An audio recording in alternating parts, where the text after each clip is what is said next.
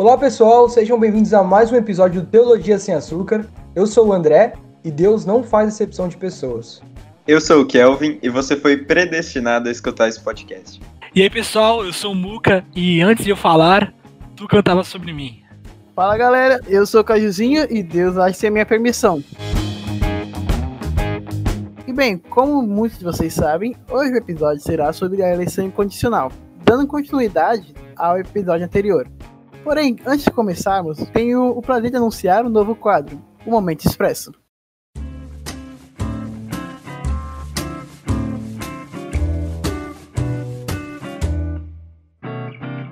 Muito bem pessoal, e esse Momento Expresso vai ser uma parte separada do podcast para avisos e agradecimentos. A gente gostaria de agradecer todas as pessoas que compartilharam o nosso último episódio, o pessoal que deixou o seu like no YouTube, o pessoal que deu o seu feedback também no Instagram. O nosso muito sincero obrigado, de verdade, obrigado por todo o apoio, por todo o pessoal que escutou e compartilhou. A gente gostaria de agradecer também a Rebeca, não sei se vocês repararam, mas a gente tem um logo muito maneiro, foi ela que foi a responsável por fazer toda a ideia do logo, toda a arte. Então, Rebeca, o nosso muito obrigado a você, de verdade. E agradecer também o reverendo Luiz Lacerda, que participou do nosso último episódio. Então, Luiz, um abração para você. Eu tenho certeza que você está escutando esse episódio também. A gente agradece demais pelo apoio no nosso projeto. Nós temos uma página no Instagram e é lá que a gente divulga os episódios lançados. É só procurar por Teologia Sem Açúcar que já vai aparecer. Então segue a gente para você ficar por dentro de todas as novidades. Agora bora para nossa conversa.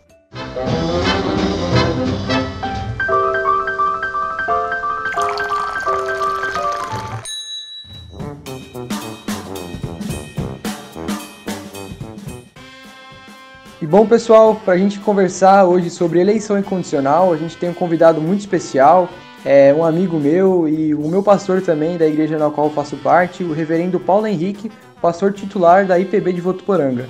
Pastor, primeiramente, muito obrigado por o senhor ter aceito esse convite, por ter acreditado também no nosso projeto. Com muita alegria que a gente recebe o senhor aqui para conversar sobre esse assunto tão importante. Eu quero agradecer, André, o convite que vocês nos fizeram e dizer que é uma alegria estar aqui com todos aí da Teologia Sem Açúcar e dizer que hoje vamos ter essa oportunidade de conversarmos um pouco aí sobre a eleição incondicional. Um grande prazer. Um dos atributos de Deus é a sua soberania, e para entender esse podcast a gente sempre precisa relembrar dela e tê-la em mente. Por isso que eu queria começar perguntando para o pastor Paulo. Deus é soberano, mas até mesmo na salvação ou é só em outras coisas, em outros detalhes? Eu começaria respondendo essa pergunta sobre Deus realmente é soberano, inclusive até na salvação, lembrando do capítulo 3º, seção 1ª, da Confissão de Fé de Westminster, quando fala sobre a eterna pré-ordenação de Deus. O enunciado ali diz o seguinte: desde toda a eternidade, Deus, pelo seu muito sábio e santo conselho da sua própria vontade, ele decretou livre e inalteravelmente tudo quanto acontece. No enunciado, então, da Confissão de Fé, vai dizer que sim, desde toda a eternidade e de uma forma sábia e santa, Deus, segundo o seu querer, ele decretou todas as coisas. Então, ele é soberano sobre todas as coisas e até sobre a salvação. Alguns versículos bíblicos podem fundamentar esse aspecto. Por exemplo, Isaías capítulo 46, versículo 9 e 10, o profeta diz assim: lembrai-vos das coisas passadas da antiguidade, que eu sou Deus, e não há outro. Eu sou Deus, e não há outro semelhante a mim, que desde o princípio anuncio o que há de acontecer, e desde a antiguidade as coisas que ainda não sucederam, que digo, o meu conselho permanecerá de pé, farei toda a minha vontade. Assim eu diria que o plano de Deus é eterno e imutável, e isso é a sua soberania. De maneira que todas as coisas, então, elas acontecem no tempo e elas acontecem exatamente de acordo com tudo que Deus soberanamente predeterminou. Ou seja, todo o propósito deste plano é destinado para a própria glória de Deus, inclusive a salvação. Por último, no Evangelho de Marcos, capítulo 4, versículos de 8 a 12, nós vemos mais uma vez a soberania relacionada à salvação, quando diz assim: outra, enfim, caiu em boa terra e deu fruto, que vingou e cresceu, produzindo a 30, a 60 e a 100 por um. E acrescentou: quem tem ouvidos para ouvir, ouça. Quando Jesus ficou só, os que estavam junto dele, com os 12, o interrogaram a respeito das parábolas.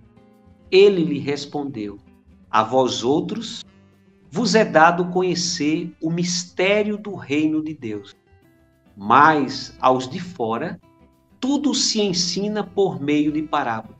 Observem agora: para que vendo, vejam e não percebam, e ouvindo, ouçam e não entendam, para que não venham a converter-se e haja perdão para ele. Então não tenho dúvida que o Deus soberano, ele é soberano sobre todas as coisas e também, com certeza, com relação à salvação. Bem, pastor, agora que mantemos já essa base, então eu já vou direto para a pergunta. O que é a eleição incondicional? E o que significa ela ser incondicional? Muito bem. Deus, na sua soberania, então, acabamos de mostrar em algumas passagens bíblicas, soberania no sentido geral de todos os seus decretos, incluída também aí a salvação para a vida eterna. Então, Deus, em toda a sua soberania, ele não deixa que a humanidade toda venha perecer no seu pecado. Aqui precisamos lembrar, então, da doutrina que antecede essa, que é o ponto também importante, que é a depravação total. Então, com a queda do homem, lá no Éden, toda a raça humana, ela está em completo estado de separação diante de Deus. E isso não é apenas uma área do corpo do homem, não é apenas o intelecto do homem, não é apenas o coração, não.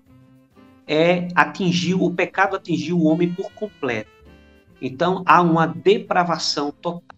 Então, o que é essa eleição incondicional, então? Deus não deixa que esse homem aí, que essa humanidade aí, pereça completamente, eternamente longe dele, no pecado. Mas o que é que ele faz? Soberanamente, ele observa aqueles que ele deseja salvar e sem mérito algum de nenhum deles. A base aí é a própria escolha livre de Deus, e ele vai, de forma incondicional, eleger aqueles que ele quer para a salvação. Sem que isso, temos que ressaltar, Deus esteja cometendo nenhum tipo de injustiça por causa disso, ao não contemplar, por exemplo, os demais que não são os eleitos. Não há esse tipo de argumento, porque todos já estão de forma justa condenados. Então não há nenhum tipo de direito da parte do homem pecador de poder depois requerer a salvação, pois ele não tem direito, porque já está no estado de pecado e destinado a viver eternamente longe de Deus.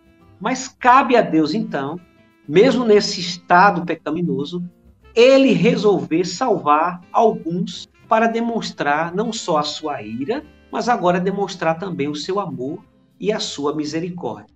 Observe que, sem que isso, então, Deus seja colocado como injusto, não é?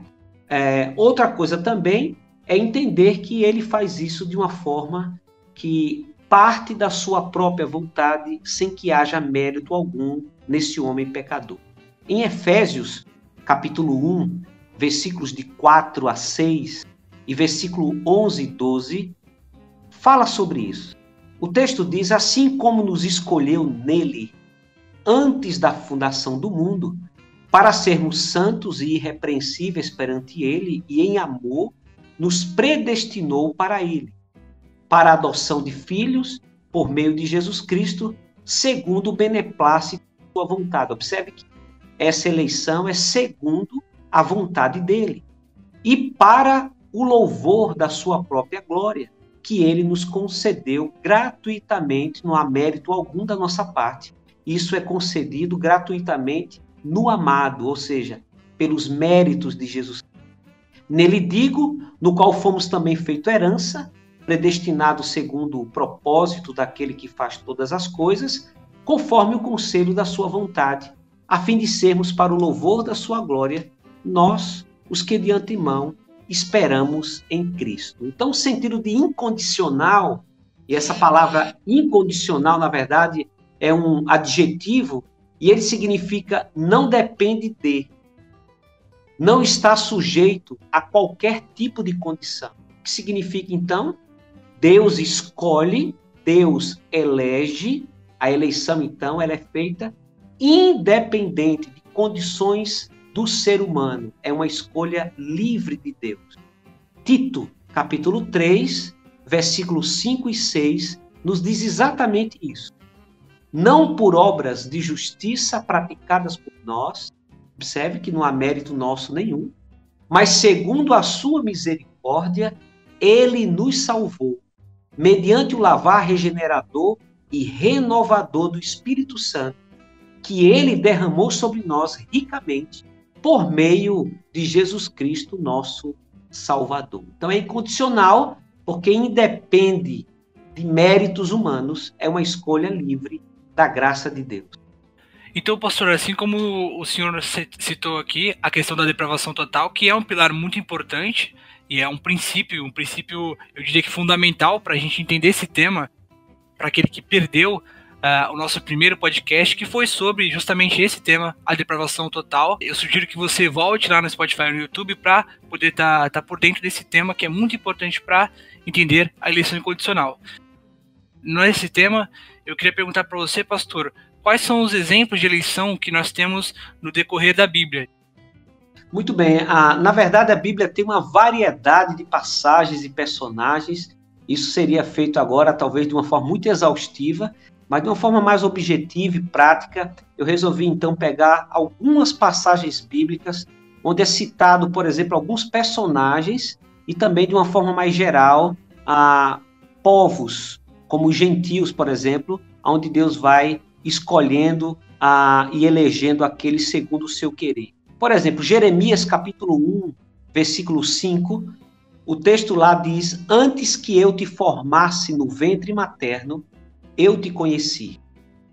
E antes que saísses da madre, te consagrei e te constituí profeta às nações. Perceba que o chamado de Jeremias para ser um profeta, ele vem antes do próprio nascimento dele. Em Atos capítulo 9, versículo 15, a palavra de Deus diz, se referindo a Saulo de Tarso, depois Paulo de Tarso, dizendo o seguinte: mas o Senhor lhe disse, é a palavra que Deus vai falar ali com Ananias, naquele momento pós-conversão de Paulo. E Deus diz assim: mas o Senhor lhe disse, vai, porque este é para mim um instrumento escolhido para levar o meu nome perante os gentios e reis, bem como perante os filhos de Israel. Observe também, é dito que Paulo era alguém já escolhido por Deus. Mateus capítulo 11, versículo 27 diz: tudo me foi entregue por meu Pai. Ninguém conhece o Filho senão o Pai, e ninguém conhece o Pai senão o Filho. E observe, e aquele a quem o Filho o quiser revelar. Esse, aquele que o Filho quiser revelar, se refere àqueles que são eleitos de Deus. Atos 13, versículo 48, os gentios, ouvindo isto, regozijavam-se e glorificavam a palavra do Senhor.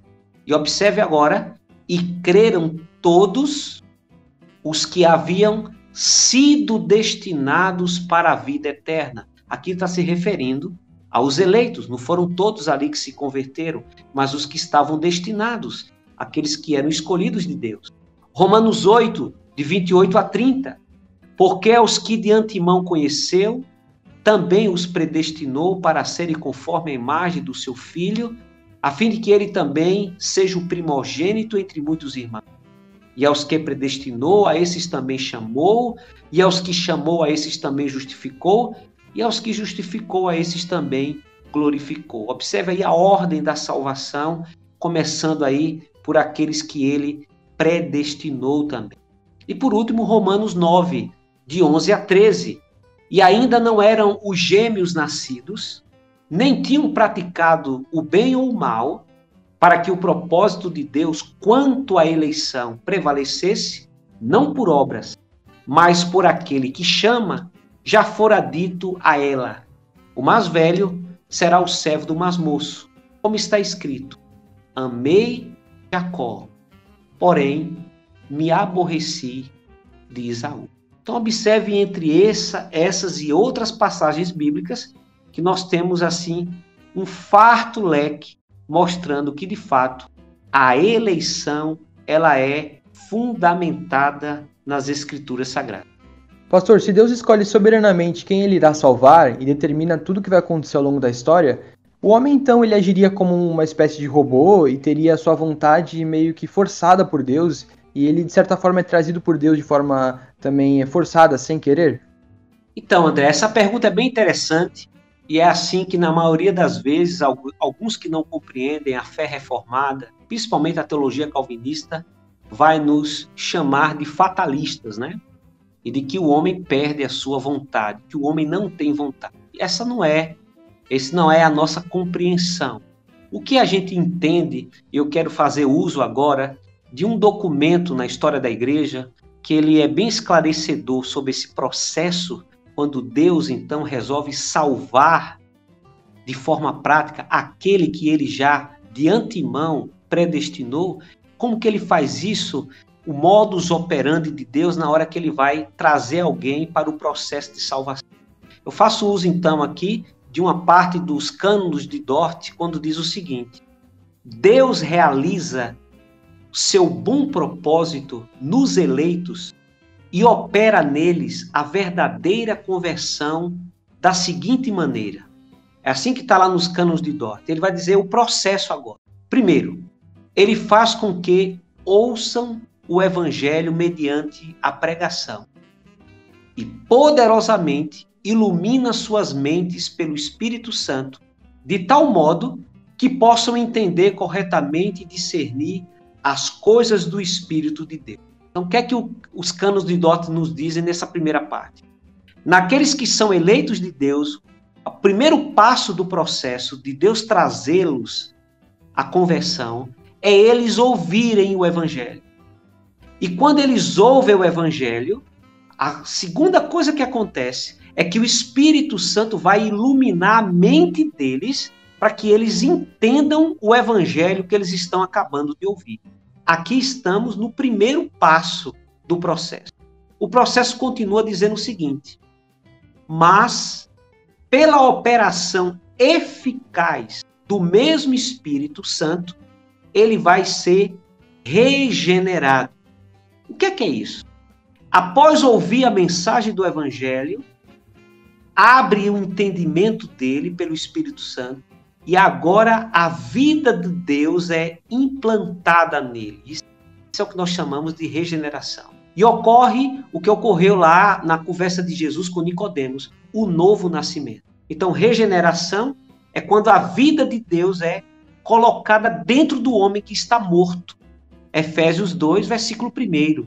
Estando vós mortos em vossos delitos e pecados, ele vos deu vida.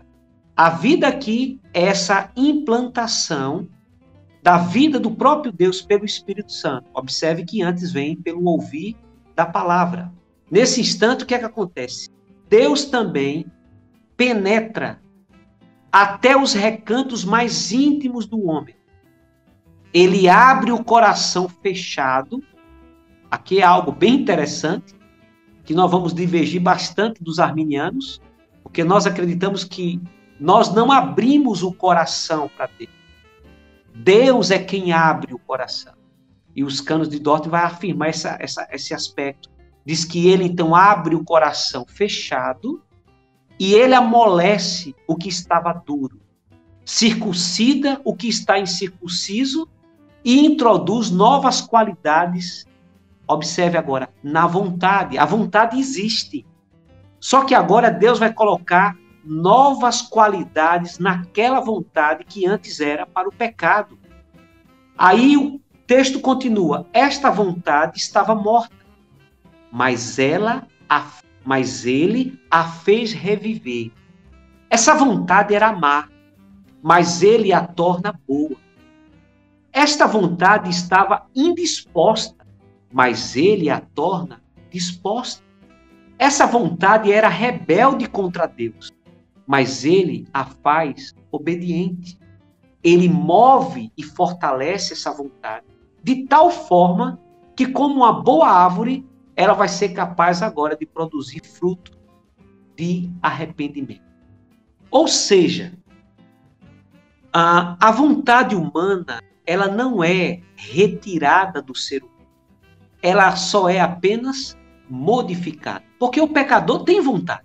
Ele tem vontade para o pecado. Ele tem vontade para a morte. O que acontece no processo de salvação é que Deus age na vontade do homem.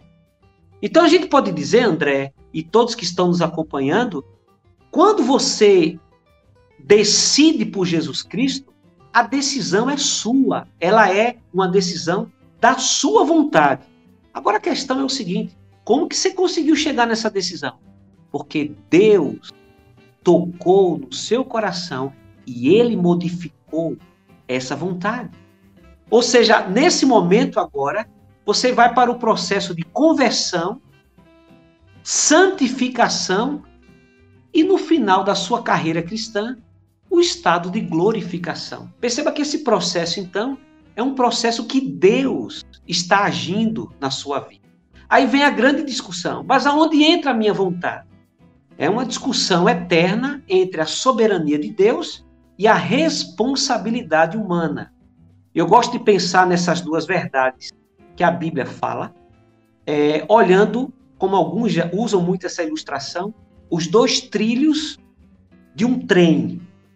Você percebe que são duas linhas que correm paralela e que, de alguma maneira, pensando aqui no caso da responsabilidade humana e da soberania de Deus, vai se encontrar lá na eternidade. Mas são duas verdades absolutas. Deus é soberano, isso é uma verdade absoluta. E há também uma segunda verdade absoluta. O homem é completamente irresponsável. E essas duas coisas andam juntas, essas duas verdades caminham de forma paralela. Então, o homem é responsável, mas ao mesmo tempo Deus é soberano. O que acontece, no meu entender, sobre esse ponto, é que Deus age na vontade humana, modificando-a da prática e da inclinação do pecado para agora obedecer à vontade de Deus. Aí a pergunta é, então alguém é trazido a Deus de forma forçada? De maneira alguma. Eu diria o seguinte, você é trazido a Deus de forma convincente. Deus te convence de que Ele é o melhor, de que Jesus é o caminho, de que você precisa abandonar o pecado. Existe uma expressão usada pelo apóstolo Paulo na segunda carta de Paulo aos Coríntios, capítulo 5, versículo 14, que nos ajuda a entender isso. Paulo diz lá, pois o amor de Cristo nos constrange, porque julgamos assim, se um morreu por todos, logo todos morreram. Então, como é que eu compreendo esse processo nesse sentido? É que o amor de Deus é tão grandioso na vida do seu eleito que o próprio Deus age na vontade desse eleito e ele é constrangido pelo amor de Deus a abandonar o pecado e agora seguir a vontade de Deus. Outra questão que é colocada aí é essa, e onde fica a vontade então desse ser humano? Ela continua nele, só que ela é modificada pela ação soberana de Deus. Assim, Deus é soberano na plenitude da palavra e o homem é responsável também por suas decisões. Então, pastor, se os eleitos eles já serão salvos, então para que devemos pregar? Excelente pergunta, meu irmão. Essa pergunta ela é muito citada também quando as pessoas, na maioria das vezes, não compreendem a importância da pregação do evangelho.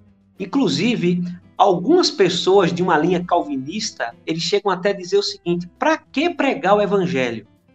Se os eleitos de Deus, de alguma maneira, eles vão ser alcançados e eles vão vir de todo jeito.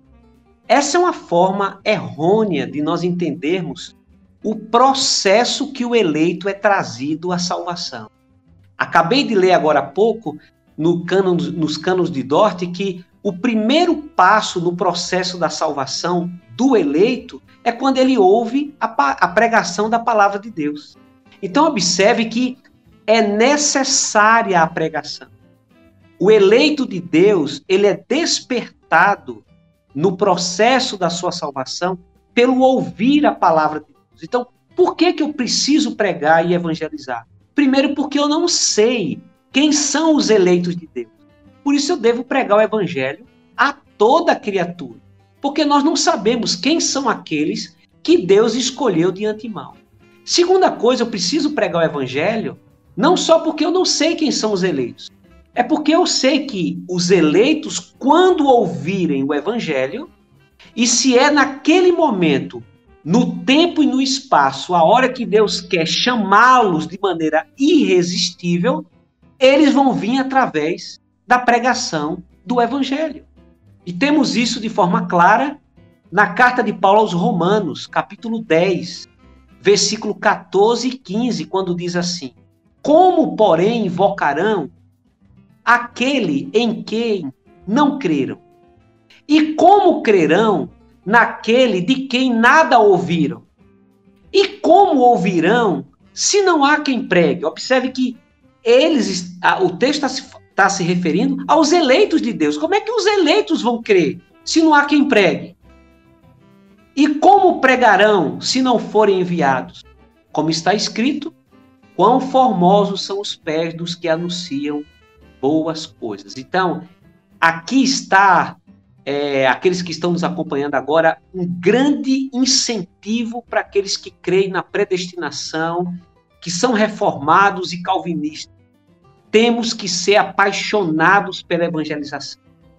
Crer na predestinação deve nos motivar a evangelizar, porque os eleitos de Deus vão ouvir o evangelho e pode ter certeza, na hora que Deus tem determinado para cada eleito, eles virão, porque eles vão ouvir a voz do seu pastor e eles serão chamados de maneira irresistível. Isso vai acontecer através da pregação. Por isso temos que evangelizar a todo tempo.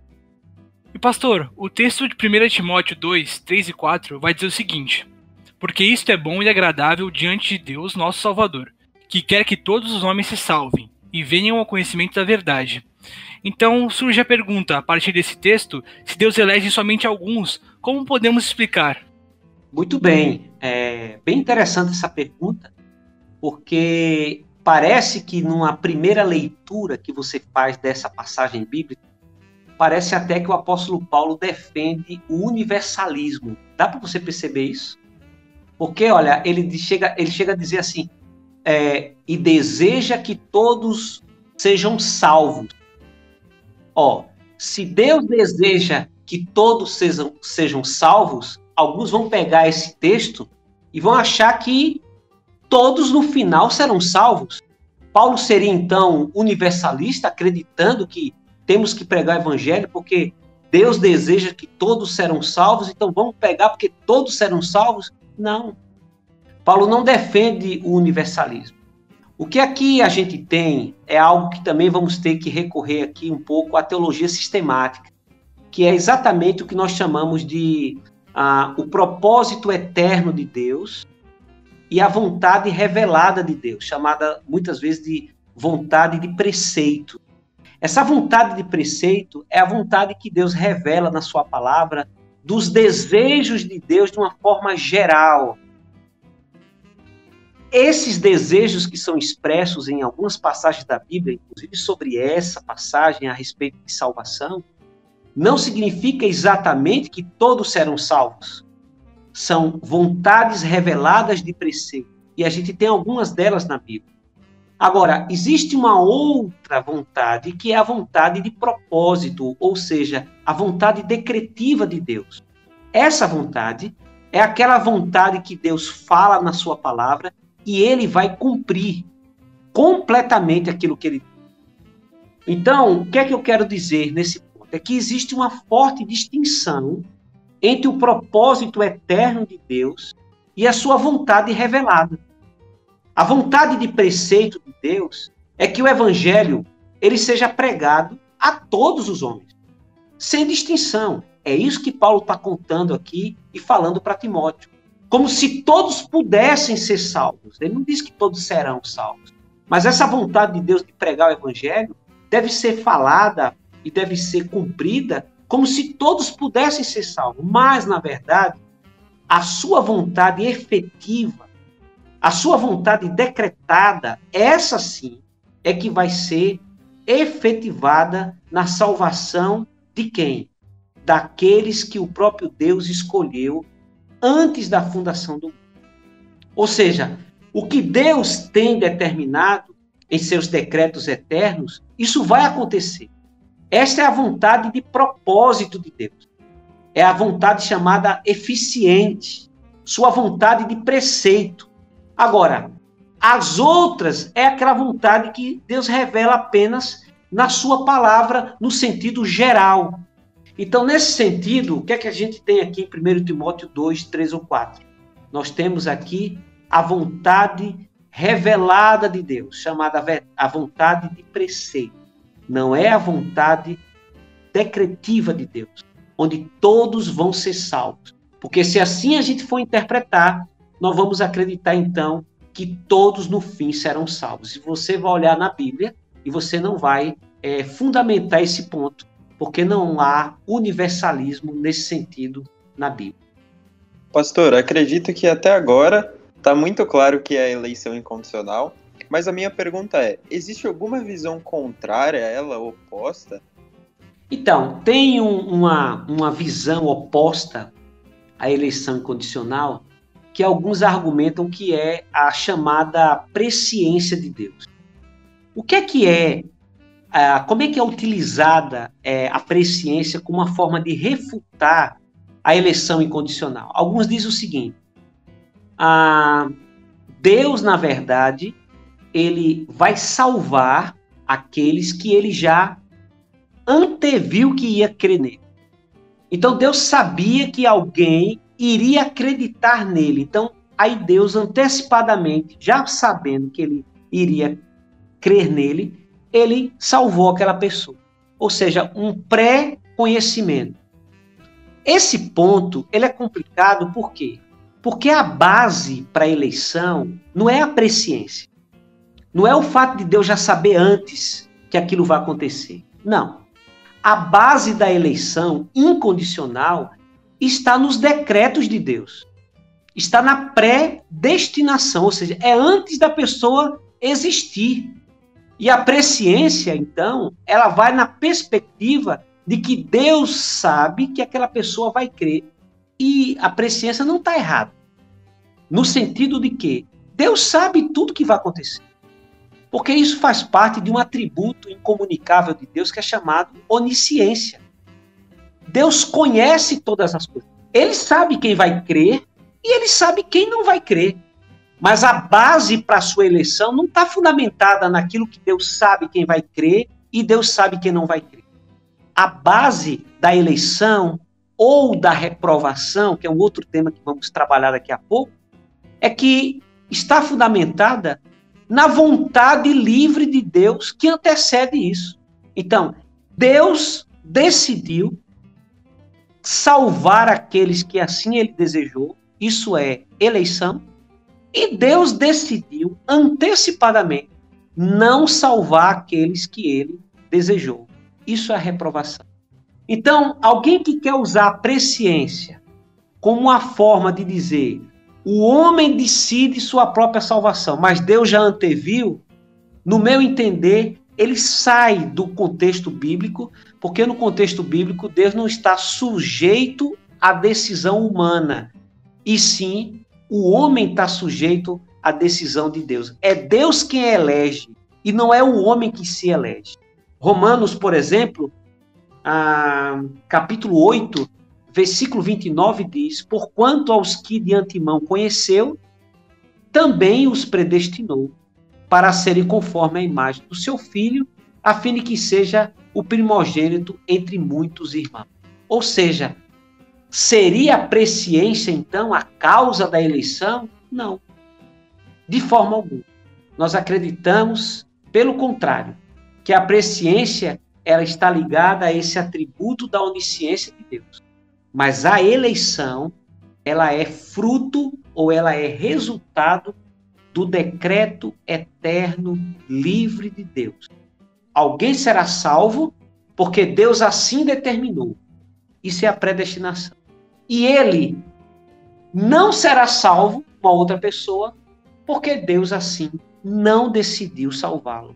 É a reprovação e não a presciência. Algo muito legal de a gente pensar também, nesse assunto mesmo da presciência, é que se Deus fundamentasse a eleição dele no que o indivíduo pode fazer, ou seja, se tal pessoa vai ter fé em Jesus ou não, o que Deus ia prever num pecador morto espiritualmente se não fosse a rejeição do evangelho?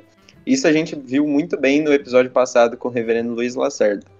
Pastor, a gente viu também, com base na nossa conversa, que Deus elege as pessoas por sua misericórdia, e não por conta do que ela fez ou deixou de fazer. A gente pode pegar esse mesmo conceito e aplicar para as pessoas que não são salvas?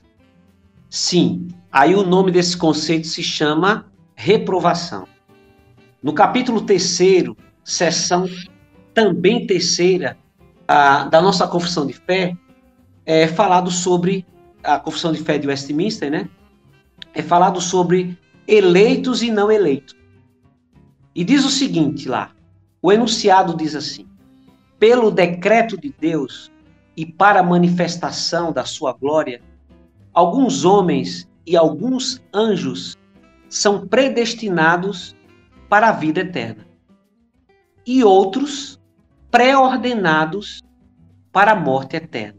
Observe que tudo parte da própria vontade de Deus e observe, para a própria glória de Deus. Tantos que vão ser salvos serão salvos para a glória de Deus, porque o amor de Deus será enaltecido, como também os perdidos e reprovados, também Deus será glorificado no exercício da sua justiça. Observe, por exemplo, que nesse primeiro aspecto, onde fala que pelo decreto de Deus houve a manifestação da sua glória naqueles que ele resolveu salvar, em Atos 13, 48, diz assim: os gentios, ouvindo isto, regozijavam-se e glorificavam a palavra do Senhor, e creram os que haviam sido destinados para a vida eterna. Então, é claro quando a Bíblia diz que existe pessoas que foram destinadas por Deus para a vida eterna. E esse destinados por Deus, a base não é as próprias pessoas ou méritos que ela tenham. É o próprio Deus na sua livre escolha. E a motivação para isso é a sua misericórdia. Agora observe o outro lado da moeda. Naqueles que Deus não manifestar a sua misericórdia e não agir na direção delas, com a eleição para a salvação, Deus simplesmente vai deixar que elas continuem no curso normal dos seus próprios pecados.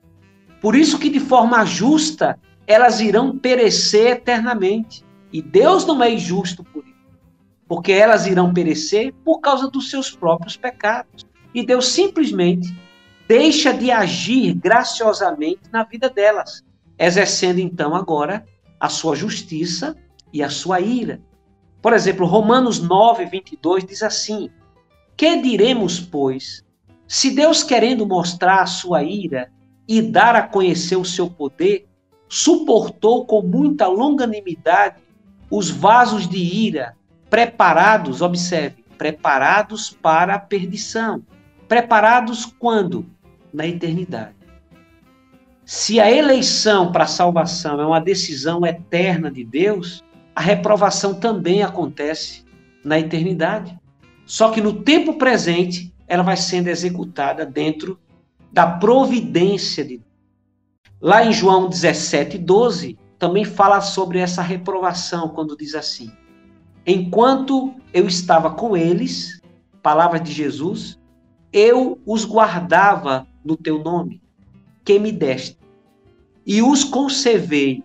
Observe agora, e nenhum deles se perdeu, senão o filho da perdição, para que se cumprisse a Escritura.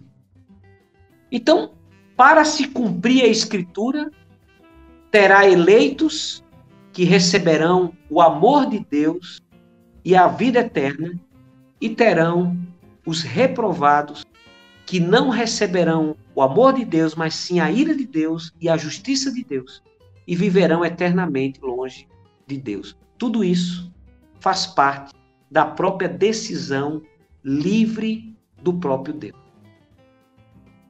Bem, galera, infelizmente já estamos encaminhando para o final, mas como foi o último episódio, vamos perguntar aqui quais seriam as implicações práticas para a nossa fé, a doutrina da eleição incondicional.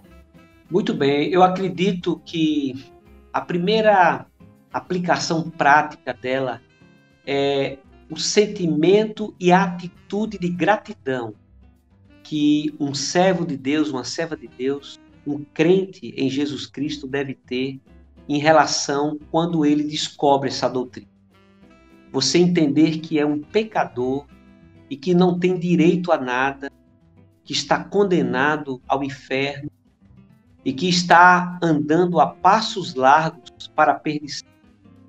E que você está morto espiritualmente, que não há em você bem algum.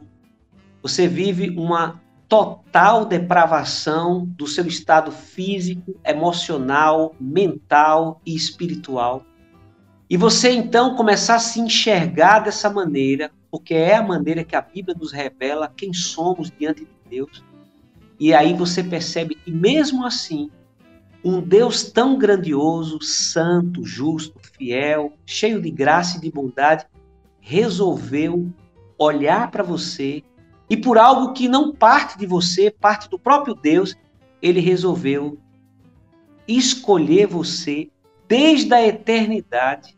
E no tempo presente ele te chama de maneira irresistível pela pregação do Evangelho, quando você ouviu pela primeira vez, ou às vezes foi um processo um pouco mais longo e Deus foi mostrando a sua verdade e chegou naquele momento que o Espírito Santo então plantou a vida de Deus dentro de você, você nasceu de novo, ali naquele momento você se arrependeu de todo o seu pecado, agora você passou a confiar em Deus pela fé, daqui para frente, nasceu de novo, se converteu dos seus maus caminhos, foi justificado, adotado e agora vive num processo de santificação, indo agora para o último passo, que é a glorificação da sua vida, o novo corpo e viver eternamente com o Senhor. Então eu diria que de forma prática, essa doutrina nos leva a uma profunda gratidão a Deus e, em segundo lugar, um profundo serviço ao Senhor. Eu acho que a gratidão ela se manifesta através de atos e de atitudes de gratidão. E nada melhor do que servir, pregar o Evangelho, viver uma vida de santidade, de obediência, falar do amor de Deus para as pessoas, viver o Evangelho de forma autêntica, verdadeira. Eu acho que essas são as implicações que essa doutrina maravilhosa ela traz para a nossa vida. Se comprometer com a evangelização, se comprometer com a igreja, com o serviço dentro da casa do Senhor e servir a Ele durante todo o tempo que Deus lhe conceder. Eu penso que isso seja, então, a parte prática que essa doutrina que parece tão densa, tão pesada no seu começo, mas no final ela produz um coração quebrantado, humilde, de um servo que está disposto a dar sua vida por causa daquele que deu a sua vida por ele. Bom, pessoal, a conversa está muito boa, só que infelizmente a gente chegou no nosso final. Pastor, muito obrigado por ter aceito o convite, por ter participado. Eu sei que hoje, em especial, foi muito difícil, né? O tempo na agenda, teve muita atividade da igreja, mas muito obrigado por o senhor ter preparado esse conteúdo com tanto carinho, ter acreditado também no nosso projeto. A gente ficou muito feliz de te receber aqui e com certeza não só para a gente, mas para todo mundo que escutou, foi algo muito esclarecedor, porque essa doutrina em específico é uma doutrina, como o senhor falou, meio densa no começo. Para a gente conseguir entender ela é meio complicado, mas com certeza com a base que a gente trouxe aqui, com as suas explicações, tenho certeza que pelo menos uma pessoa já vai sair com um pensamento diferente sobre essa doutrina. Então, pastor nosso, muito obrigado e com certeza a gente vai querer que o senhor volte outras vezes. Fica já o convite. E é isso, se o senhor tiver alguma palavra final, a palavra está com o senhor. Eu quero apenas agradecer, André, pelo convite que você me fez, dizer que foi uma alegria muito grande participar desse programa com vocês, Teologia Sem Açúcar, e meus votos é de sucesso para esse ministério e que ele consiga levar a fé reformada, bíblica, teológica, saudável para aqueles que estão hoje precisando do Evangelho. Nós temos hoje muita pregação, temos hoje igrejas repletas no nosso país, nós temos hoje muita gente pregando, mas está faltando o conhecimento puro, simples, genuíno da palavra de Deus. E vocês estão no caminho exatamente correto, que é levar essa palavra de Deus de forma pura, trazendo as Escrituras, o cerne das Escrituras, para o coração do pecador. Deus abençoe e parabéns a vocês pela iniciativa do projeto.